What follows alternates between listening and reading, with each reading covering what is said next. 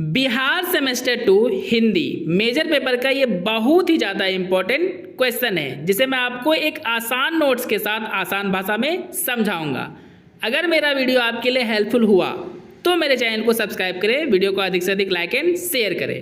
Question है दोस्तों, विद्यापति के व्यक्तित्व एवं कृतित्व का संक्षिप्त परिचय देते हुए उनकी काव्यात्मक विशेषताओं पर प्रकाश डालें। आपको आंसर कुछ इस प्रकार करना है। विद्यापति का जन्म 1352 ईस्वी में दरभंगा जिले के विस्फी ग्राम में हुआ था। विद्यापति का स्वर्गवास यानी उनकी मौत 1448 ईस्वी में हो गया। इनके पिता का नाम पंडित गणपति ठाकुर था।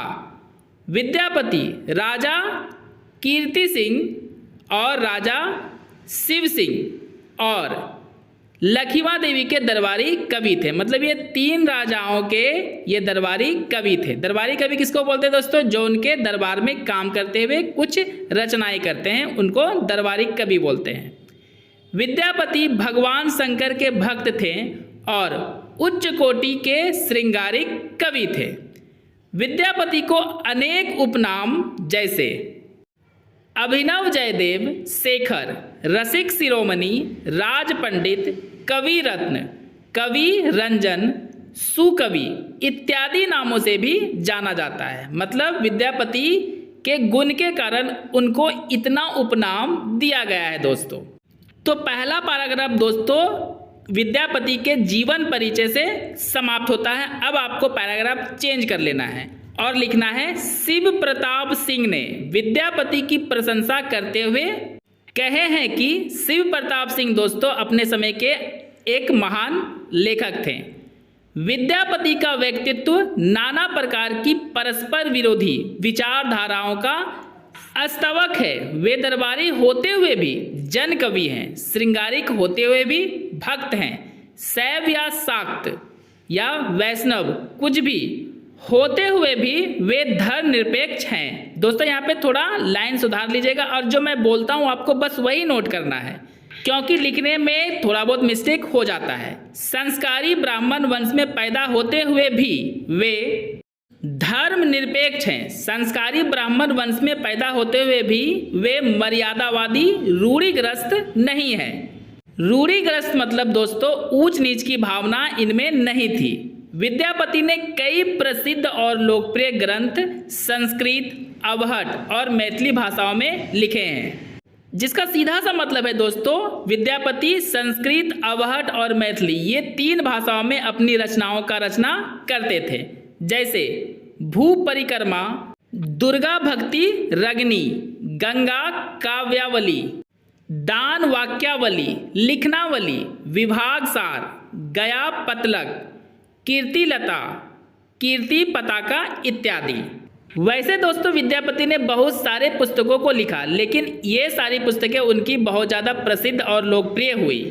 अब दोस्तों एक लाइन चेंज करके आपको लिखना है विद्यापति का काव्यात्मक परिचय, डैश देना। उसके बाद आदिकाल के हिंदी काव्य में वीर गाथा कविताएं लिखी जाती थी, लेकिन इसी काल में कवि विद्यापति ने भक्ति और श्रृंगारिक कविताएं लिखी। विद्यापति की कविताएं वीर गाथा काल में काफी प्रसिद्ध और लोकप्रिय हुए, जो अपने आप में एक आश्चर्य से कम नहीं था। सीधा सा मतलब है दोस्तों इसका, जब विद्यापति काव्य लिखते थे तो उस समय वीर काव्य अधिक लिखे जाते थे और प्रचलित भी होते थे, लेकिन विद्यापति ने वीर काव्य ना लिखकर श्रृंगारिक और भक्ति काव्य लिखे और उनके ये काव्य काफी प्रसिद्ध भी हुए, इसलिए विद्यापति काफी प्रसिद्धि प्राप्त किए। विद्यापति श्रृंगारिक कवि थे या भक्ति कवि थे, इस बात को लेकर विद्वानों में काफी मतभेद है। मतलब कोई विद्वान इनको भक्ति कवि तो कोई विद्वान इनको श्रृंगारिक कवि के रूप में देखते हैं। विद्यापति के भक्ति काव्यों में शंकर, दुर्गा और गंगा माता की भक्ति भावना का गुणगान देखने को मिलता है। मतलब विद्यापति भक्ति काव्य में भगवान शंकर, दुर्गा माँ और गंगा माता की गुणगान किया करते थे। राधा कृष्ण से जुड़े श्रृंगारिक काव्य भी विद्यापति ने लिखा है। राधा कृष्ण से जुड़े श्रृंगारिक काव्य भी विद्यापति ने लिखा है। मतलब दोस्तों भक्ति काव्य के अलावे जो विद्यापति श्रृंगारी काव्य लिखा करते थे वे राधा कृष्ण के बारे में ही श्रृंगारी काव्य लिखा करते थे। अपनी कविता में विद्यापति ने माधव को एकमात्र जगत का पालनहार और कष्टों को हरने वाले अपने कविताओं में बताते हैं तथा अपने आप को गरीब और दयनीय बताते हैं। दोस्तों, माधव किसे कहते हैं? अगर आपको पता है तो कमेंट करके जरूर बताएं। दोस्तों, आपको फिर से पैराग्राफ चेंज कर लेना है और लिखना है। विद्यापति ने अपने कविताओं में नायक नायिका के मिलन की अलग अलग रूपों और अवस्थाओं के बारे में चित्रण किए हैं, यानी लिखे हैं, जो उनके इस पद से स्पष्ट होता है। और वो पद है दोस्तों, सोई पीड़ित अनुराग बखानियो, तिले तिले नूतन होए, जन्म अवधि हम रूप, निहारल नयन ना तिरपित भैल।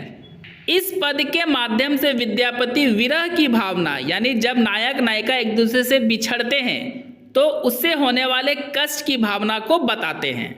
विद्यापति के पदों की भाषा मैथिली है, यानी विद्यापति पद का निर्माण मैथिली भाषा से क्या करते हैं, लेकिन आचार्य शुक्ल ने उनकी भाषा को हिंदी भाषा की तरह ही माना है। विद्यापति काफ़ी समय तक बंगाल में रहे, जिसके कारण बंगाल के लोग उन्हें बंगाली कवि भी कहते हैं। दोस्तों, मेरे नोट्स को आपको हूबहू उतार लेना है, जो आपके एग्जाम के पॉइंट ऑफ व्यू से काफ़ी हेल्पफुल होगा। और मेरा नोट्स अगर आपको अच्छा लगा तो वीडियो को लाइक, शेयर एंड सब्सक्राइब जरूर करें, ताकि आपके सारे सब्जेक्ट का कोर्स आपको इसी चैनल पे मैं करवा सकूं। और हाँ दोस्तों, आपको पैराग्राफ चेंज करके संक्षेप में अवश्य लिखना चाहिए, ताकि आपको फुल में फुल मार्क्स मिल सके। और अगर आपको लिखना नहीं आता है तो कमेंट करके मुझे बताएं, मैं लिख दूंगा। मिलते हैं हम लोग अगले वीडियो में।